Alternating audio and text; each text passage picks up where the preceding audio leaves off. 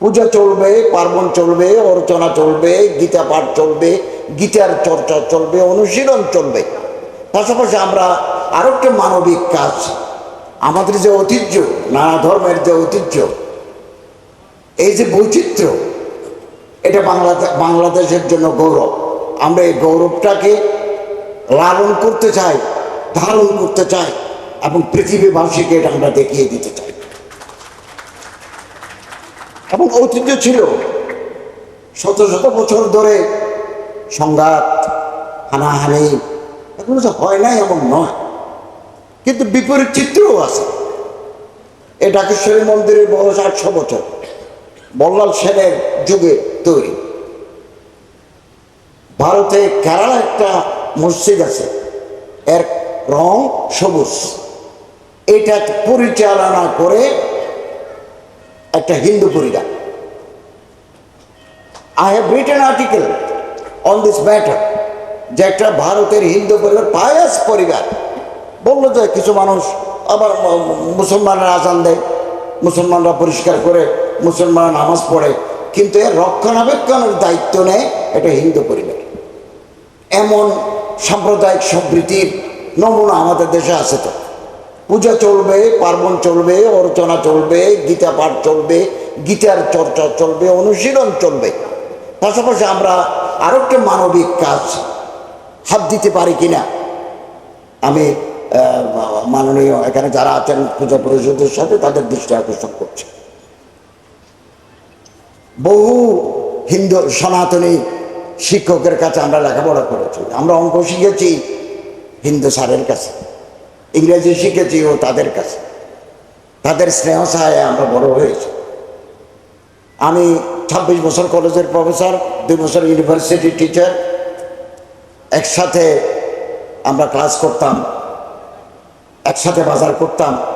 ওনাদের কেউ মারা গেলে ওনারা আমাদেরকে নিমন্ত্রণ দিতেন, মাছ দিয়ে ভাতের নিমন্ত্রণ দিতেন। এটা একটা অসাম্প্রদায়িক আবহ এই দেশে বিরাজ করছে, এটাকে কোনো ক্রমে নষ্ট করতে দেওয়া যাবে। এবং আমাদের এই সরকারকে বিব্রত করার জন্য এক শ্রেণীর মতলবী মানুষ মাঠে নেমেছে, এগুলোকে আমাদের রুখতে হবে। আপনারা সিসি ক্যামেরা বসান, অজপাড়া গায়ে রাত্রেবেলা কেউ এসে কোনো মন্দির যদি অপবিত্র করে, আপনি মামলা করলেও আসামিকে আমরা ধর্ম কি করে, তার জন্য এভিডেন্স লাগবে। কে লোকটা, কে অজ্ঞাতনামা লিখলে তো হবে না। এই জন্য আমাদের যদি হেল্প লাগে, মুসলমানদের যদি সাহায্য লাগে, we are ready to support you. ধরেন এরা ক্রিমিনাল, উপাসনালয়ে যারা হাত দেয় এরা মানুষ নয়, এরা এরা পশু এবং এরা criminal. Criminal must be punish under the existing ল।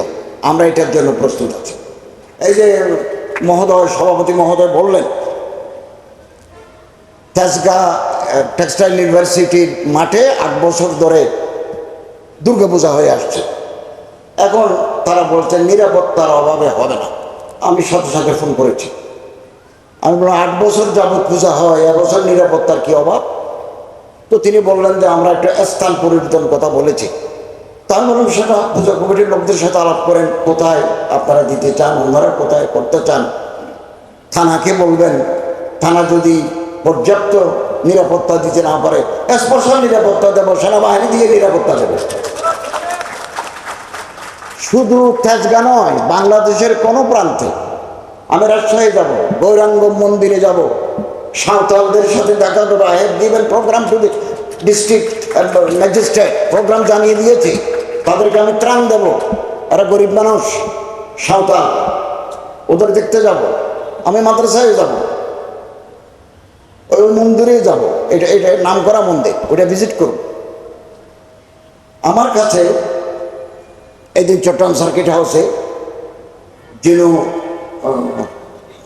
বৌদ্ধ ভিক্ষু, উনি চট্টগ্রাম বিশ্ববিদ্যালয়ের প্রফেসর, উনি আমায় বললেন যে আমরা বৌদ্ধদের বিহার ক্ষতিগ্রস্ত হচ্ছে। তো আমি বললাম যে আপনি আমার রিপোর্ট দেন। ডিসি সাহেব আমার কাছে গতকাল একটা রিপোর্ট পাঠিয়েছে। ওখানে উখিয়ে আছে, রামু আছে, আরো বিভিন্ন জায়গায় আছে। আমি কালবেলার সম্মানিত সম্পাদককে বলেছি খুব অল্প সময়ের ভিতরে আমি কক্সবাজার যাব, রামু যাব, উখিয়া যাব, যে সমস্ত মন্দির ক্ষতি হয়েছে এগুলো নিজের চোখে দেখে আসব এবং প্রয়োজনে আর্থিক সহায়তা দেব।